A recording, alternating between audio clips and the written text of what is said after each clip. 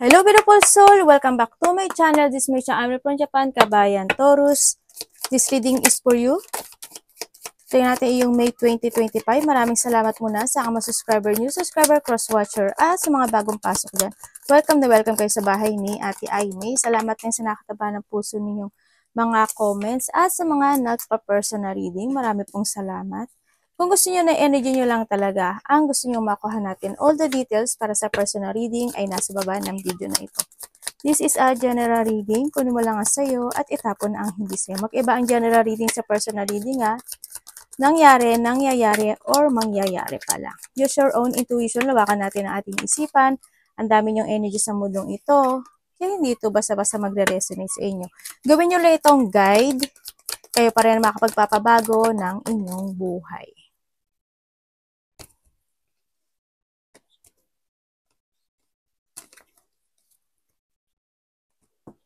Tingnan natin ang iyong repeating numbers or angel number.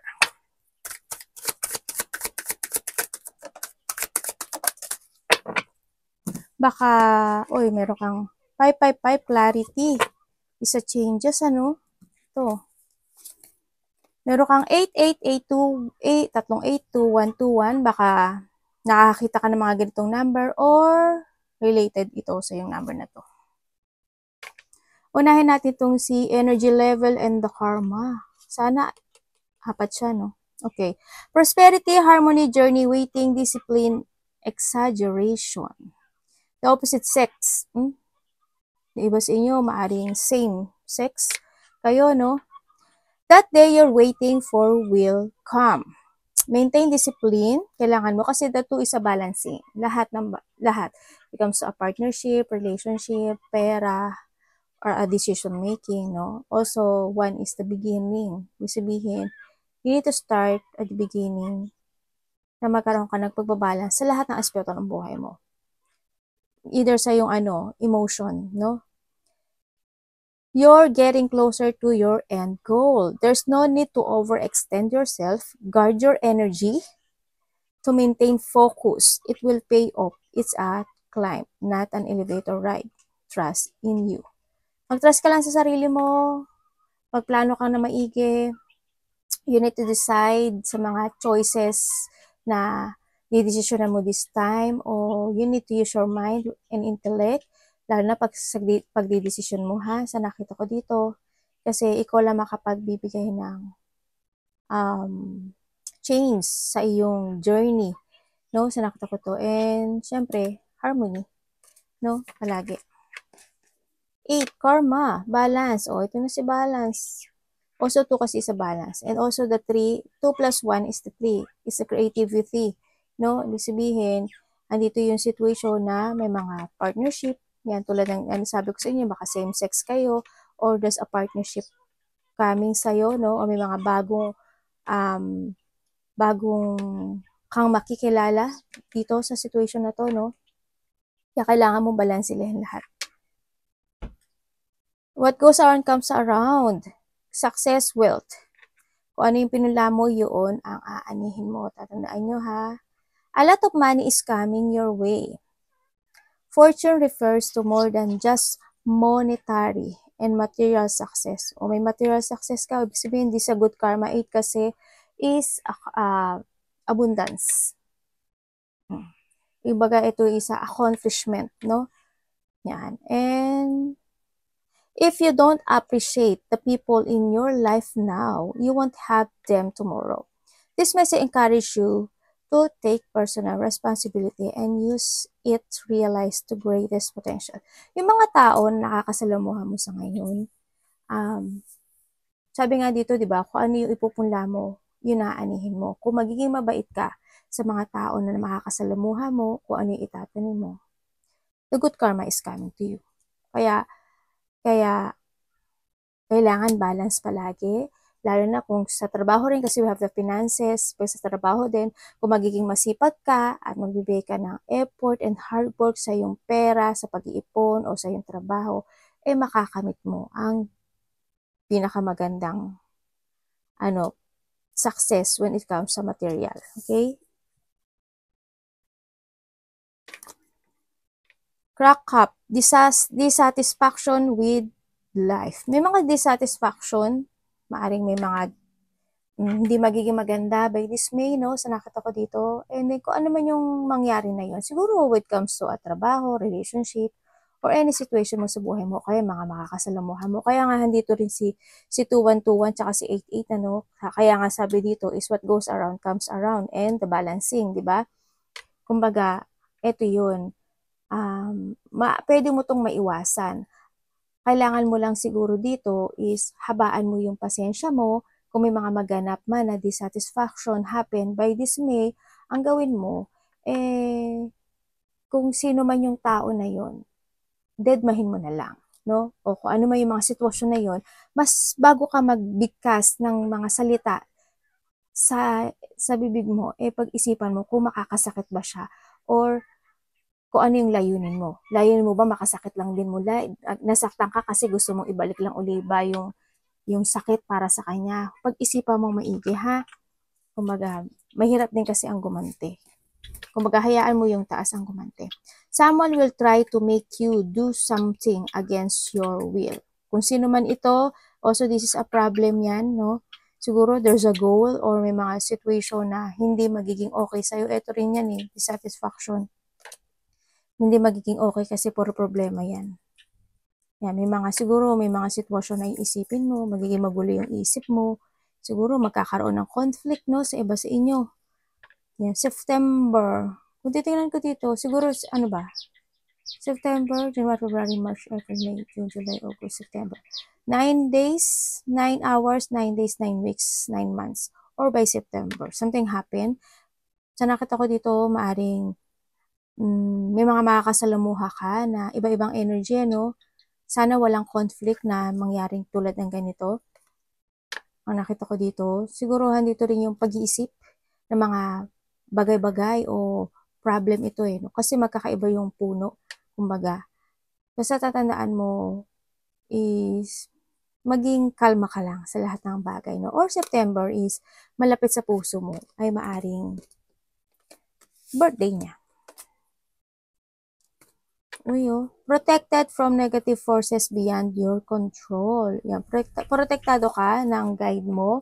Nakita ko rin dito. And siguro, andito rin yung situation na meron kang pinoprotektahan o may gusto kang protektahan sa buhay mo. Or andito rin yung protection when it comes sa mga, kasi balancing di ba? Material success, sa energy mo, also sa energy level, protektahan mo rin. May dalawa kang flower. Romance is in the air. Sana hindi dito yung dissatisfaction no, when it comes sa love life mo, no? O sa mga tao na makakasama mo. Sana wag naman. Ito, maaring ito, this is a work.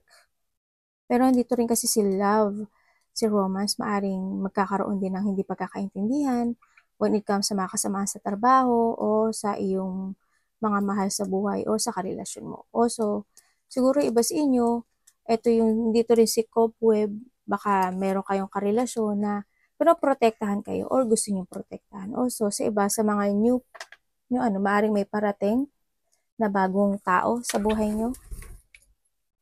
Wala, ano yun, anak? Dali lang. May humagis. May humagis na pupo. Taking vacation physically or mentally. Okay, dahil sa ganito ang mga nangyayari or mangyayari medyo magulo nga, no? Siguro iba dito makakaisip kayo na magbakasyon o kailangan nyo muna magbakasyon o kailangan nyo muna bigyan ng time yung sarili nyo. You need ng mental peace dito, no? Baka nga iba dito is kailangan mo nang pahinga talaga. Quick time, no? Mag-take time, space ka muna sa sarili mo. Mag-recharge ka muna kung kinakailangan. Or kung napapagod ka na sa mga meron ka sa buhay mo, sa trabaho mo, kung saan man yan, magpahinga ka rin. No? Tingnan natin.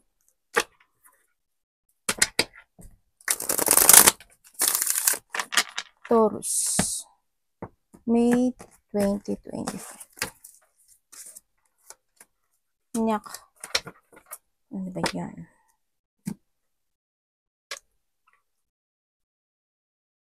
Medyo hindi maganda.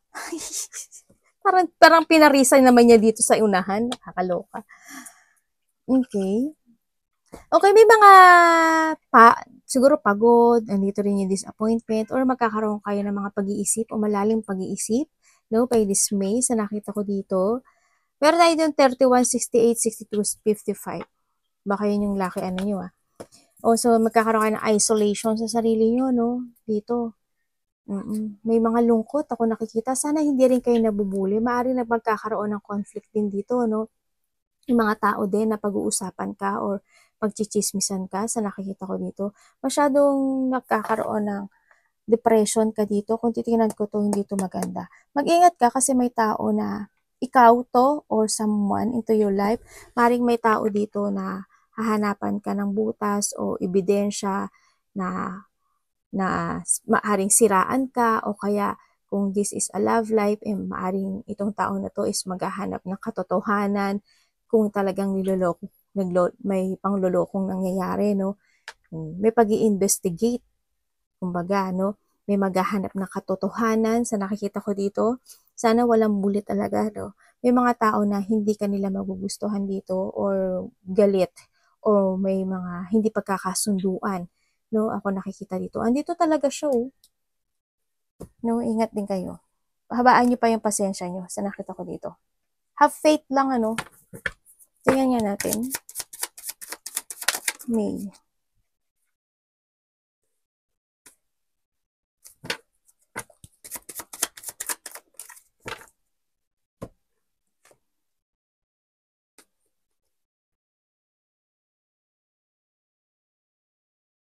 Okay, so nakikita ko sa'yo dito, meron ditong bagong tao na maaring makausap mo or nagkakaroon ka ng communication sa kanya.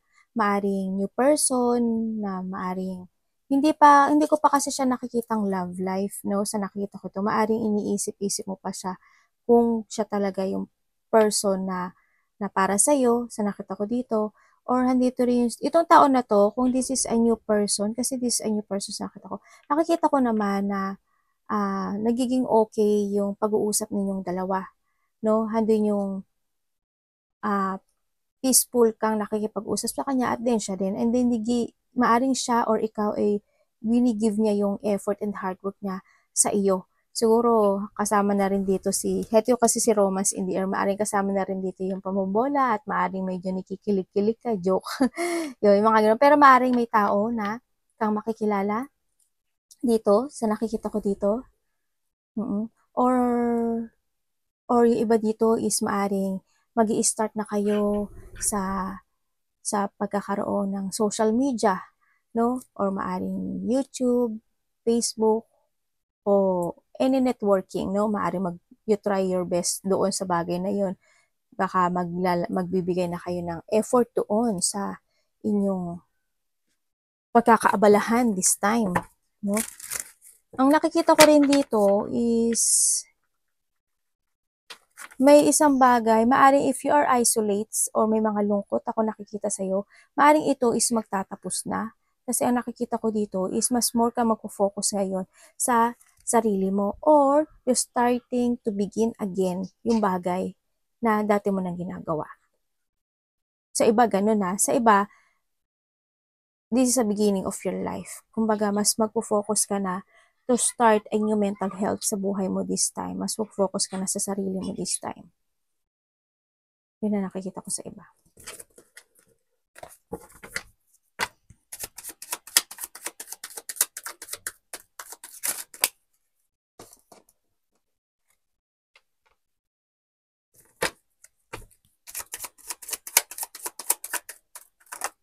Lalo. Yung ano mo no?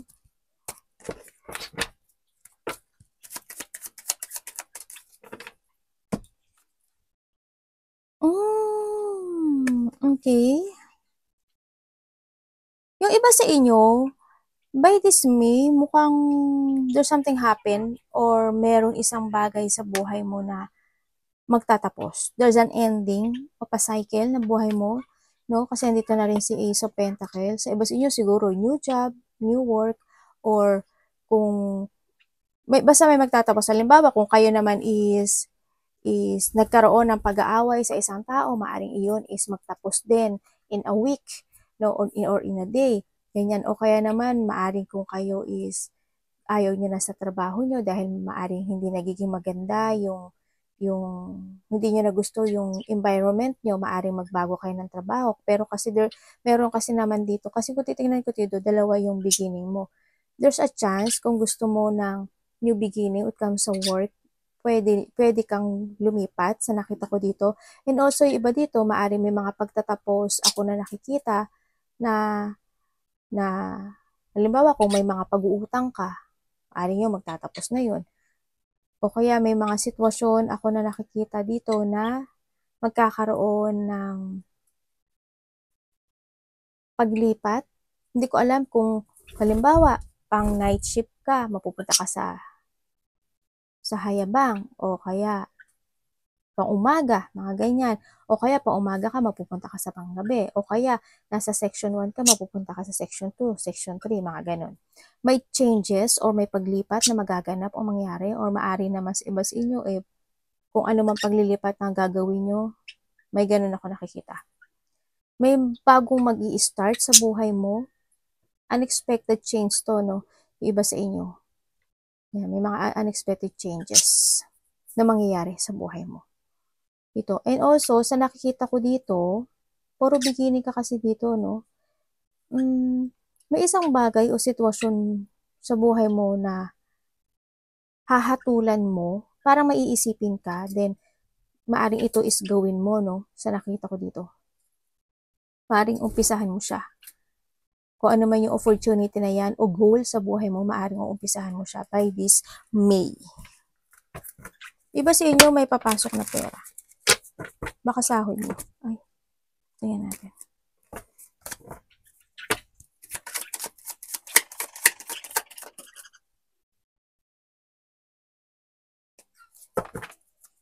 Bakit po?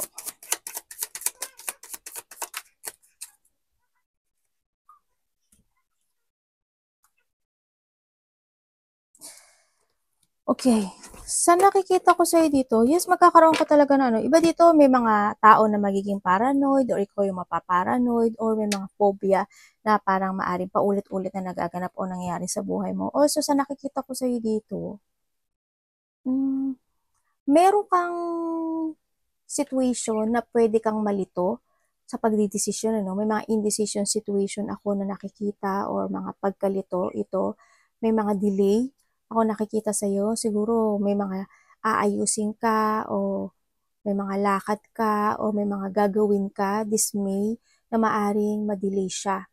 No? Sa nakita ko, maaring yung iba sa inyo is may mga fear, worry, anxiety, stress ako nakikita sa inyo. And then also, sa nakikita ko rin ito, kasi andito rin si depression, andito rin yung sitwasyon na may mga malalaman kayong katotohanan by this May, sa nakikita ko dito, or maaring alam nyo na sa sarili nyo yung totoo. Pero, kung alam nyo na yung sa sarili nyo na kailangan yung mag-move on o kailangan yung gawin yung bagay na yun o kailangan yung actionan yung bagay na yun, pero maaring hindi ka pa rin makapag-decide. Maaring maididili at maididili mo pa rin. Yun na nakikita ko. Halimbawa, example lang naman o kaya sa pagsasalita, ganyan. Maaring ganun, maaring gusto mo magsalita, pero pwedeng mabago yung salita mo, pwedeng ibahin mo yun, o mabago yung decision mo, o kaya may mga gusto kang sabihin na pwedeng hindi mo masabi. Mga ganun. Doon sa indecision situation to. Iba dito kayo, very overwhelming kayo sa mga information na masasagap nyo by this May sa nakikita ko dito. At maaring malito kayo, no? Dito.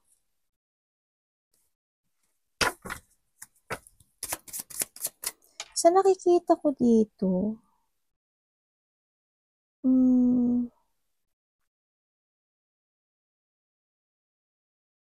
hindi ko na alam kung ano yung related sa inyo ng car, no? Sana, hope naman, wala naman siguro. Pero siguro, handin nyo kung kayo is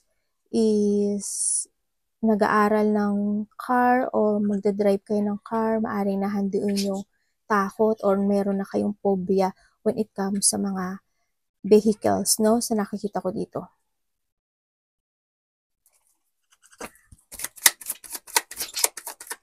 iba dito may pag-aaralan.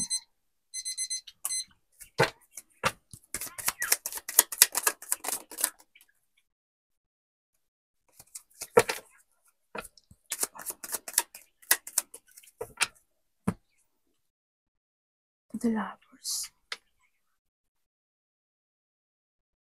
Okay, so nakikita ko sa'yo dito, may mga biglaang mangyayari. Maaring, siguro iba dito may third party, sa nakikita ko dito. Maybe, kung nagkakaroon, hindi man siya third party, may tao dito na maaring hindi na magiging maganda yung relationship mo sa kanya, na maaring i-release mo yung sarili mo doon sa nakikita ko dito. May mga bigla kasing mangyayari dito. Maaring dito si evidence nga na may maaring inaalam ka sa kanya, or may mga biglaang mangyayari na maaring ikaw makipagkita ka sa kakilala mo, or may tao na gusto niya ng union sa'yo, gusto niya ng partnership, gusto niya ng communication, gusto niya ng connection, or someone want to commit. Maaring iba sa inyo may bigla kayong makikilala dito. Yun. May mga biglaang mangyayari sa nakikita ko dito. May travel kayo?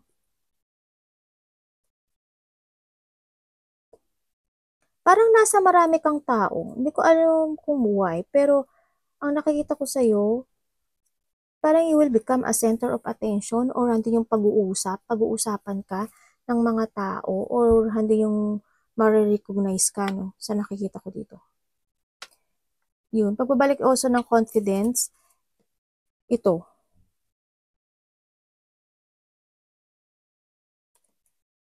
Ano nangyayari po?